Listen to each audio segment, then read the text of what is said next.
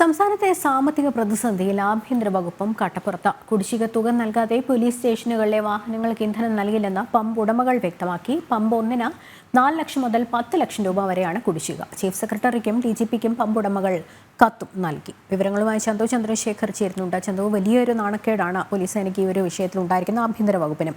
ഈ പമ്പ് ഉടമകൾക്ക് ലക്ഷങ്ങൾ കുടിശ്ശികയായി കിട്ടാനുണ്ട്. ഇനി അത് ആ കുടിശ്ശിക തീർക്കാതെ ഇനി ഇന്ധനം നൽകില്ല പോലീസ് വാഹനങ്ങൾക്ക് എന്നുള്ളതാണോ ഈ ഔദ്യോഗികമായി നൽകിയ കത്തിൽ പറയുന്നത്?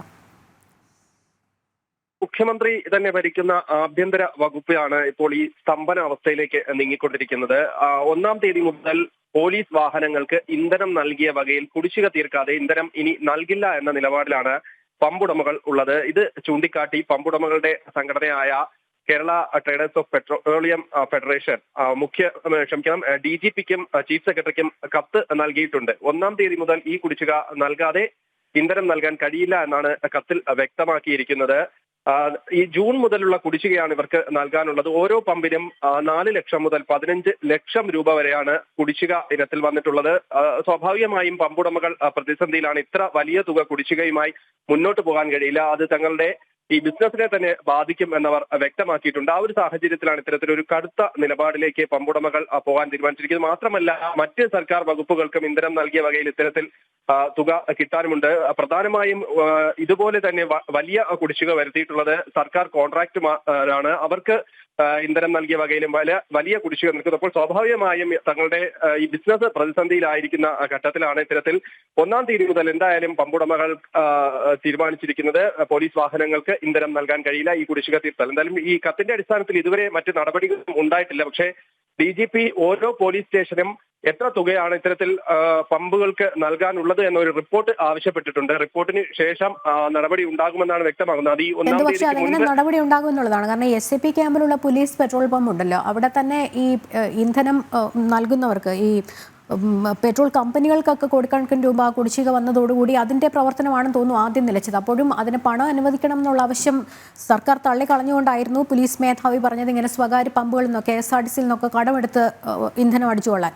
അതെനിക്കൊന്ന് കഴിഞ്ഞ മാർച്ചിലായിരുന്നു. പക്ഷേ ഇപ്പോൾ അവരും ഇനി ഇന്ധനം നൽകാൻ കഴിയില്ല എന്ന് പറഞ്ഞൊരു സാഹചര്യം, ഈ ഒരു സാമ്പത്തിക പ്രതിസന്ധി കൂടി അതെങ്ങനെ അതിനെ മറികടക്കുമെന്നുള്ളതാണ് നമുക്കറിയേണ്ടത്.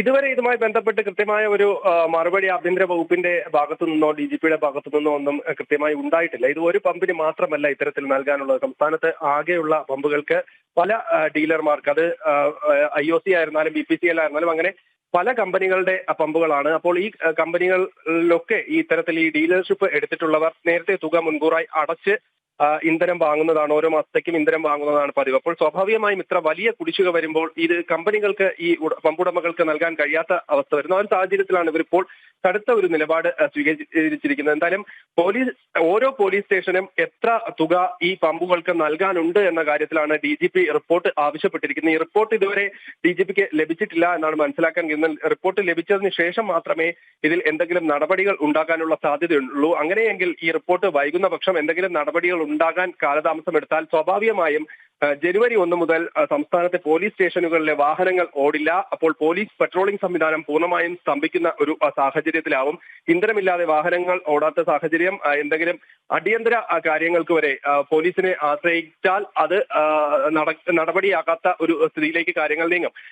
ഇവിടെയാണ് പ്രധാനമായും ഈ നവകേരള സദസ്സും കേരളീയവും ഒക്കെ ചെലവിടാൻ വേണ്ടി കോടികൾ പൊടിക്കുന്ന സമയത്ത് മുഖ്യമന്ത്രിയുടെ സ്വന്തം വകുപ്പായ ആഭ്യന്തര വകുപ്പിൽ ഇത്തരത്തിൽ പോലീസ് വാഹനങ്ങൾ വരെ കട്ടപ്പുറത്താകുന്ന സ്ഥിതിയിലേക്ക് സാമ്പത്തിക പ്രതിസന്ധി എത്തി നിൽക്കുന്നു എന്ന കാര്യം പ്രധാനമായും ചൂണ്ടിക്കാട്ടാണ്. തേഞ്ഞ ടയറുകൾ, സ്പെയർ പാർട്സുകൾ വാങ്ങാൻ പൈസയിലെ ഇളകിയാടുന്ന വാഹന ഭാഗങ്ങളൊക്കെ കയറുകൊണ്ട് കെട്ടിയാണ് പോലീസ് വാഹനങ്ങൾ ഓടിക്കൊണ്ടിരുന്നത്. ഇന്ധനം നിറച്ചത് കടം പറഞ്ഞുമാണ്. ഇനി അങ്ങനെ കടം നൽകില്ല, കുടിശ്ശിക നൽകി തീർക്കാതെ കടം നൽകി ഇനി അങ്ങോട്ട് ഇന്ധനം നൽകില്ല എന്നാണ് സ്വകാര്യ പമ്പ് ഉടമകൾ എടുത്തിരിക്കുന്ന നിലപാട്. സർക്കാരിന്റെ സാമ്പത്തിക പ്രതിസന്ധി പോലീസ് വാഹനങ്ങളെയും വലിയ രീതിയിൽ ബാധിച്ചിരിക്കുന്ന ഒരു സാഹചര്യം. ചന്തുവാണ് വിവരങ്ങൾ നൽകിയത്.